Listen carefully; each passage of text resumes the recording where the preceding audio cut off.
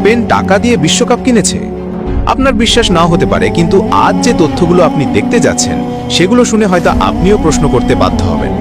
2026 বিশ্বকাপ কি সত্যিই শুধুই একটি ফুটবল টুর্নামেন্ট ছিল, নাকি সবকিছু আগেই পরিকল্পনা করা হয়েছিল?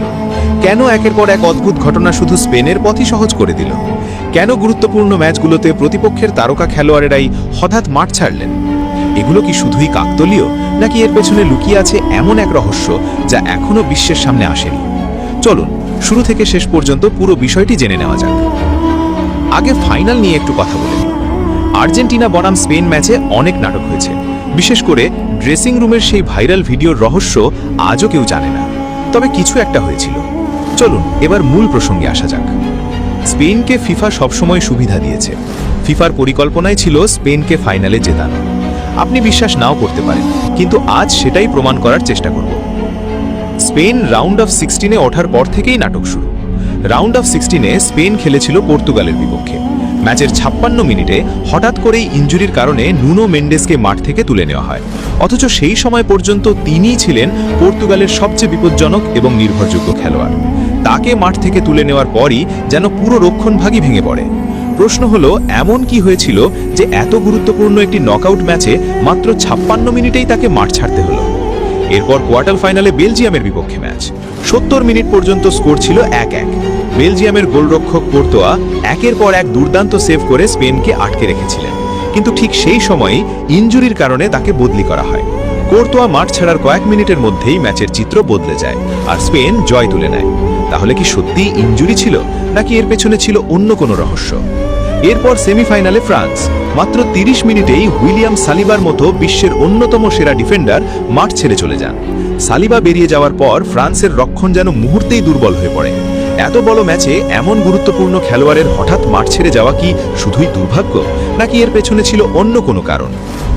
এবার আসি সবচেয়ে আলোচিত ম্যাচ, ফাইনালে। ফাইনাল ম্যাচের শুরুতেই আর্জেন্টিনার ড্রেসিং রুমে অশান্তি লাগে। সেখানে কিছু একটা হয়েছিল।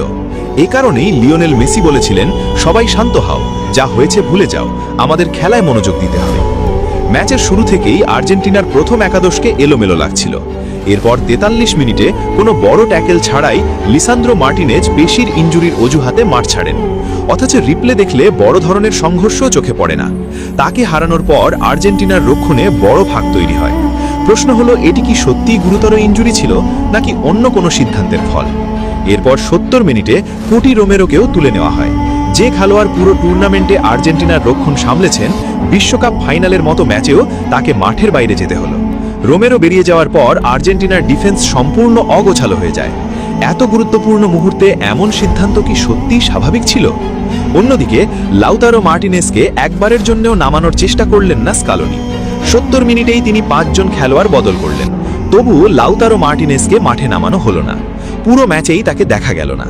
যে মার্টিনেজ আর্জেন্টিনাকে ফাইনালে তুলেছিলেন, সেই মার্টিনেজকেই ফাইনালে খেলানো হলো না।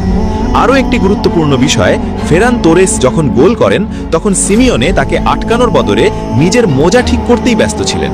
মানে যেভাবেই হোক আর্জেন্টিনাকে হারতেই হবে। স্পেন গোল দিতে পারছিল না, আর তখন আর্জেন্টিনার খেলোয়াড়েরা একে একে ইনজুরির অজুহাতে মাঠ ছেড়ে যাচ্ছিল। শুধু আর্জেন্টিনার খেলোয়াড় না, পর্তুগাল, বেলজিয়াম, ফ্রান্সের খেলোয়াড়েরও ঠিক একই কাজ করেছে।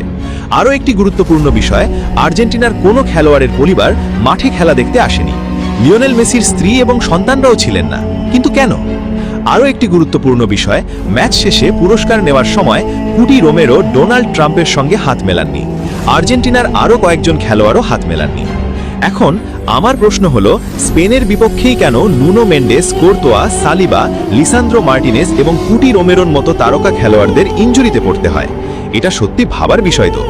এগুলো কি শুধুই কাকতালীয় ঘটনা, নাকি এমন কোনো সত্য লুকিয়ে আছে যা এখনো প্রকাশে আসেনি? আপনার কি মনে হয়, সত্যিই কি সবকিছু শুধুই কাকতালীয় ছিল, নাকি এর পেছনে আছে আরো বড় কোনো রহস্য?